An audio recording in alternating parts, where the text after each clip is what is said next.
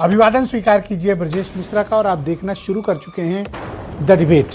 बहनों भाइयों, आज भारत सरकार ने पहली बार संसद के भीतर पश्चिम एशिया के इस युद्ध के बारे में और इससे उत्पन्न हुई आपात स्थिति के बारे में अपना पक्ष प्रस्तुत। बात यह थी कि देश के प्रधानमंत्री नरेंद्र मोदी ने खुद लोकसभा के भीतर सभी परिस्थितियों के बारे में वर्णन किया, इस युद्ध के बारे में भी, ये क्राइसिस कितनी बड़ी है, निपटने की क्या तैयारी है और देश के नागरिकों से उन्होंने क्या अपेक्षा भी की है, इस बारे में खुली चर्चा की।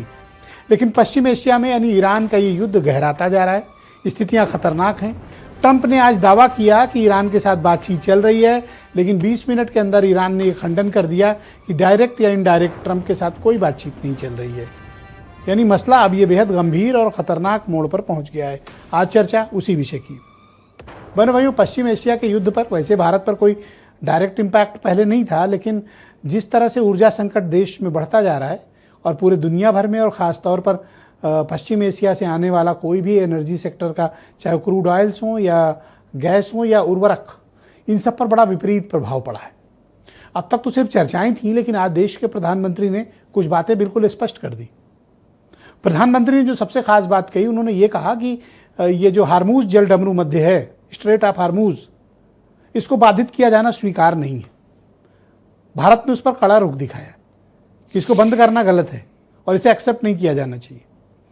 दूसरी बात, प्राइम मिनिस्टर ने एक और क्लैरिटी दी कि हमारी जितनी भी ऊर्जा की ज़रूरतें हैं उसका 60% हमें बाहर से मंगाना होता है और उनमें भी अधिकांश हिस्सा पश्चिम एशिया के इन देशों से आता है, मिडिल ईस्ट से आता है, जो कि बाधित है। तो यानी हमारे पास जो उपलब्ध 40% है या अन्य देशों से हम थोड़े बहुत जो रिसोर्स इकट्ठा कर पा रहे हैं, हमको बड़ा गंभीरता से, सावधानी से काम करना होगा। प्रधानमंत्री मोदी ने एक बात और स्पष्ट की कि कोरोना काल का जो संकट था, कुछ उसी तरह की चुनौतियां हमारे सामने उत्पन्न हो रही हैं ऊर्जा के क्षेत्र में। हालांकि हमारे पास पर्याप्त भंडार हैं, लेकिन उन भंडारों में इतनी भी कैपेसिटी नहीं है कि हम बहुत लंबे समय तक अकेले चलें। हमें ऊर्जा के अन्य स्रोतों पर भी निर्भर होना पड़ेगा। ऐसा उन्होंने क्लेम किया लोकसभा में कि कई अन्य देशों के साथ, पहले 27 था, अब 41 देशों के साथ ऊर्जा समझौतों पर बातचीत कर रहे हैं, या फिर सरकारों के संपर्क में हैं, या जो ऊर्जा सप्लाई करने वाली प्राइवेट कंपनियां हैं उनके। लेकिन ये बात स्पष्ट है कि भारत के पास अपनी ज़रूरत का 60% ऑयल और गैस, इसका अभाव है और आने वाले समय में जो फर्टिलाइजर हैं इसकी भी क्राइसिस होगी। इसी बीच एक और डेवलपमेंट हुआ है। डोनाल्ड ट्रंप ने एक ट्वीट करके ये दावा किया कि ईरान के साथ उनकी बात चल रही है, और जैसे ही यूएस की मार्केट ओपन हुई, उनके बयान के बाद मार्केट अप हुई और ऑयल मार्केट डाउन गई। लेकिन महज 20 मिनट के अंदर ईरान ने डोनाल्ड ट्रंप को झूठा करार दे दिया। कहा कोई ना डायरेक्ट बात हो रही है, ना कोई इनडायरेक्ट बात हो रही है। ट्रंप खुद पीछे हट गए हैं, वो ईरान के मिलिट्री की धमकियों से डरे हुए हैं और वो खुद पीछे हट रहे हैं।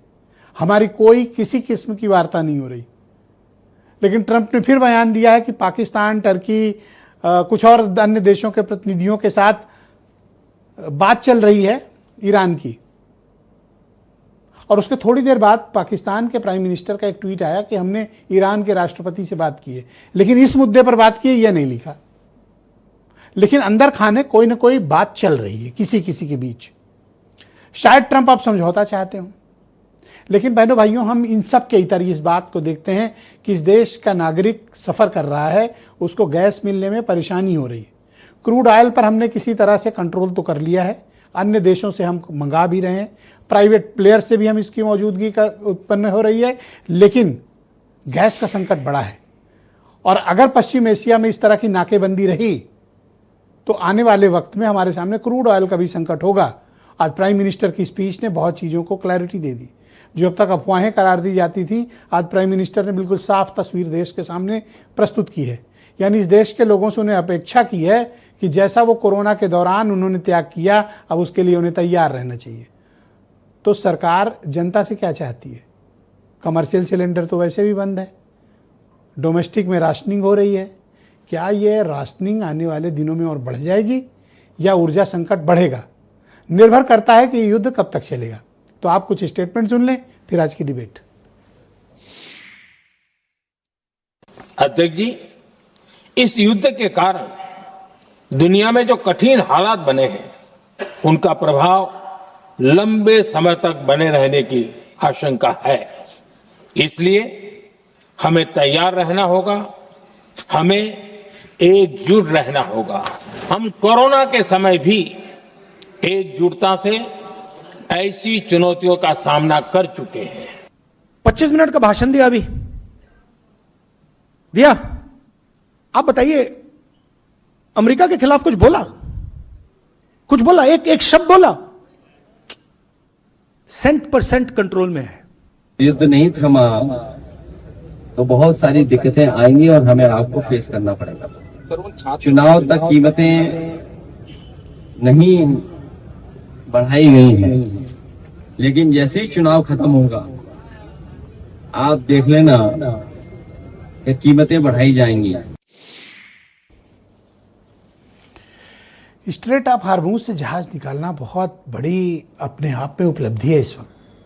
और बहनों भाइयों, अभी सूचना मिल रही है कि 2 जहाज जो इंडियन फ्लैग हैं वो स्ट्रेट ऑफ हार्मूज से पार कर रहे हैं। अभी 2/3 रास्ता उन्होंने पार कर लिया है, लेकिन बाकी का रास्ता अभी बाकी है। ये बेहद ही खतरनाक दुनिया का ये मार्ग है जिसमें इस वक्त ईरान किसी पर भी हमले कर दे रहा है। लेकिन इन चुनौतियों के बीच 2 भारतीय जहाज भारत की तरफ धीरे धीरे बढ़ रहे हैं, पूरे प्रिकॉशन के साथ।